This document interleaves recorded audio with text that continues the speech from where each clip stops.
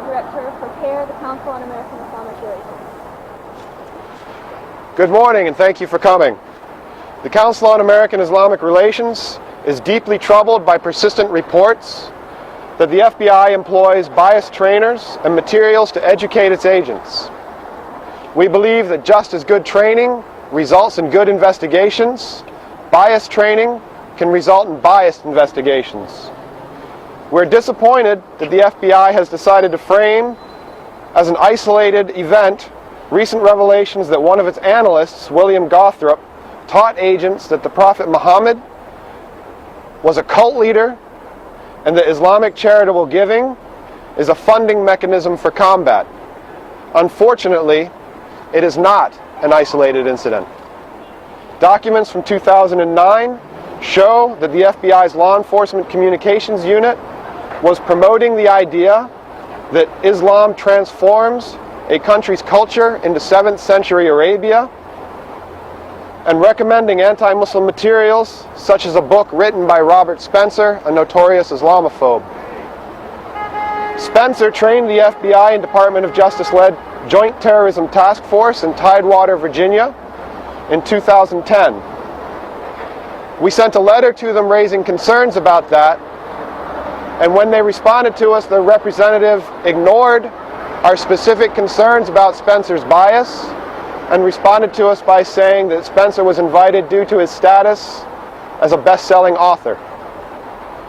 Further, Wired magazine has already produced additional evidence that 2 months after the training in question, Mr. Gothrop was again presenting material at an FBI-sponsored event and again saying things like, "We need to go after Islam itself," and advising law enforcement professionals to undermine the validity of key Islamic scriptures and key Muslim leaders.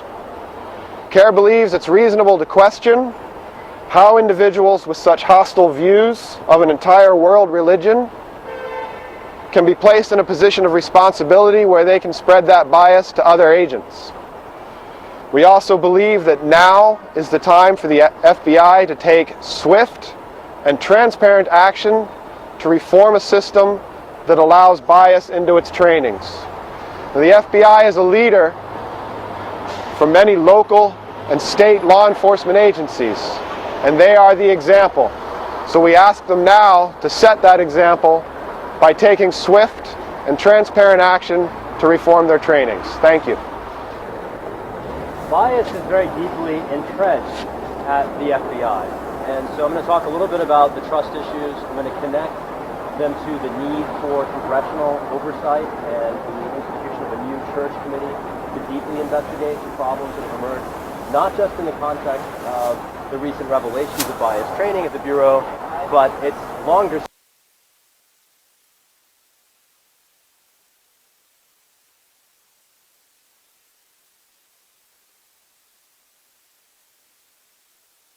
political surveillance. And these aren't my words. Take the U.S. Senate's words for it. In 1976, it found that the Bureau had conducted for decades a secret, quote, sophisticated vigilante operation aimed squarely at suppressing the Amendment rights of speech and association.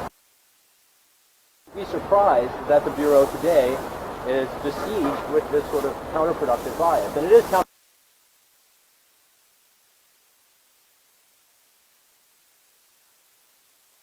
bonds and trust. By hiring Islamophobes as trainers, the FBI destroys that trust. The left hand undoes what the right hand is doing. And I want to put this in the context of other abuses that, again, are long established. The Bureau has long committed itself to suspicion by association and on the basis of faith. The bias trainings that we see in the most recent revelations by Wired magazine are one example. The infiltration regime that is operating across the country constantly is another. I had to sue the Bureau in 2008 so that anyone would even see the policy authorizing those infiltrations. The entire section on infiltration remains redacted. And I would ask you why no one still, years after the Mukasey guidelines were promulgated, knows on what legal standard the Bureau conducts its efforts. We do have documented Bureau admissions of essential lawlessness, admitting no constitutional protections against the use of even its most intrusive investigative techniques. Even the very minimal individual suspicion requires far less. As an FBI agent, need less suspicion to infiltrate a mosque than you do to stop someone on the street and pat them down for a weapon, which is obviously foolish given the First, Fourth, and 14th Amendment interests at stake. The last thing I'll just say here is these problems, while they do uniquely affect Muslims, this is not a Muslim problem. This is an American problem. Political surveillance and political scrutiny by the FBI has affected communities including environmental activists, peace activists, labor organizers, immigrant rights activists, and these are people of all different ethnicities, including white Americans born in the United States. The ultimate issue here is way deeper than training. This is about institutional accountability and the long overdue need for oversight by congressional committees that, quite frankly, have failed to do their job in the last couple of years. I do hope very much to see a congressional investigation, at least, of the bias training. And as long as investigators are at it, they should remember what their forebears found 30 years ago, when it took 2 years and 18,000 pages of congressional testimony to uncover COINTELPRO. Thanks for being here. Hi everybody, thanks for coming. The Defending Dissent Foundation is a 51-year-old organization that works to protect and to promote First Amendment rights in the United States, specifically the right to dissent. I have to admit that I had to rely on a thesaurus when I read about this latest revelation of the FBI training program. The best word I could come up with to describe it is ignorant. It's not uncommon for the FBI to rely on bias and prejudice, stereotype, and unfounded assertions about American Muslims and Islam. And this isn't the first time they've done it, and it's basically ignorance that is training our law enforcement agents across the country on how to counter terrorism. It comes from the FBI's reliance on private industry that peddles misleading and inflammatory and dangerous information about the nature of the terror threat. And although the FBI quickly disclaimed this specific training, they have a long history of relying on ideology and religion rather than proven indicators of criminal activity. These kind of trainings undercut our efforts of local law enforcement to establish the credible community policing programs that the Obama administration claims is the center of his counterterrorism efforts. These kind of trainings also give support to people in our public sphere who seek to demonize Islam as a terror religion. These actions of repression have made headway in Congress, unfortunately. There's language on the Intelligence Authorization Bill to form a commission that's designed to push our intelligence agencies to focus on radical ideology rather than criminal activity. And when they say radical ideology, they're talking about radical Islam. So these trainings don't take place in a vacuum. And Congress has to look at the investigative practices in the field.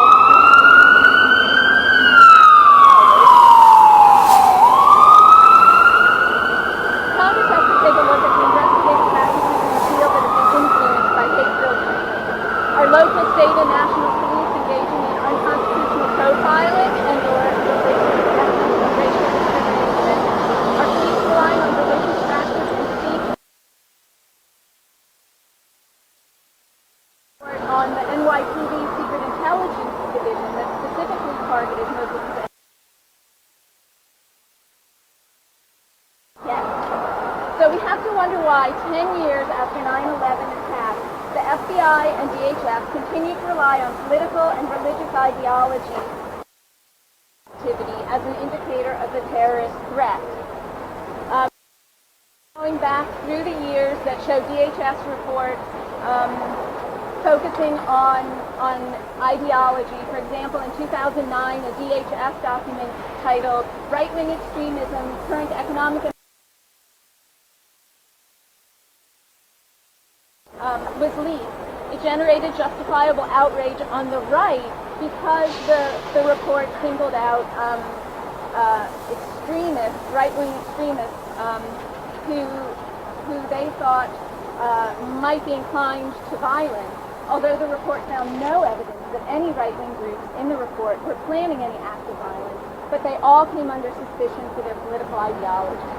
I want to cite that report to show, as Shahid said, it's not just a Muslim problem, it's an American problem. Our intelligence agencies are singling out people based on their ideology, political thought, or religion, rather than any sort of criminal activity.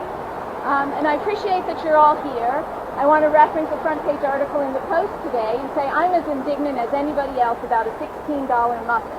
But I would say that muffin hasn't hurt anybody, it hasn't undercut our counterterrorism effort, and it has not threatened the constitutional rights of Americans. So I'd like to see the press share my outrage at the FBI and DHS's targeting of political and religious activists rather than terrorists. Thanks very much. Thank you. First of all, I would like to thank CARE for holding this very important press conference, and I thank the media who came here to listen to what you have to say. Islamic Circle of North America is one of the national Muslim organizations. As Americans, we are appalled at the recent findings made public regarding the FBI training workshop.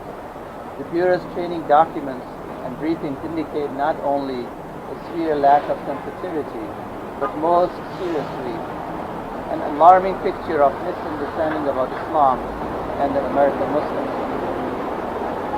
FBI's approach to training clearly pushes the use of religious profiling and entrapment.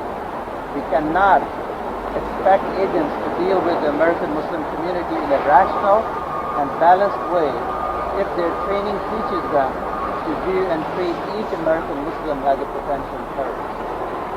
The FBI is lending its support to the Islamophobic industry by inviting known Islamophobes to train law enforcement officials, and is in turn promoting bigotry against the American Muslim community. Our tactics are being used to distort the image of American Muslims, and it must stop now. ICNA calls on the FBI to review its current policies and stop inculcating its agents with bias against American Muslims.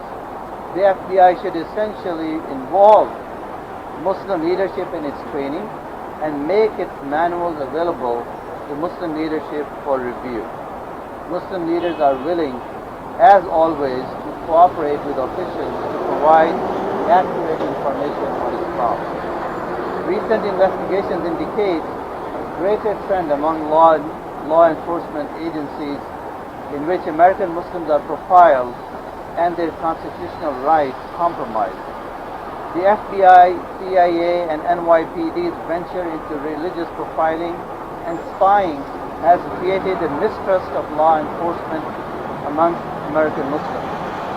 These agencies must now work to rebuild this trust and repair their relationship with the Muslim community. Thank you. عن سر الكون يحدثنا الله تعالى أنزله ورسول الله